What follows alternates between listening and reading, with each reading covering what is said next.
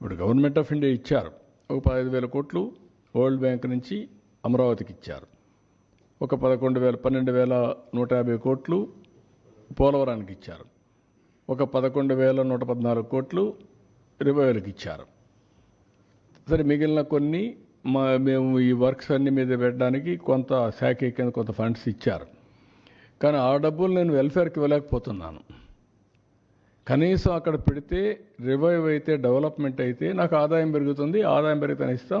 ఇంకొంచెం ఫ్లెక్సిబిలిటీ కోసం ఆలోచిస్తున్నాం. ఎక్కడ ఫ్లెక్సిబిలిటీ వస్తే అక్కడ అవసరమైతే బారో చేసినా సరే I want to give my commitments.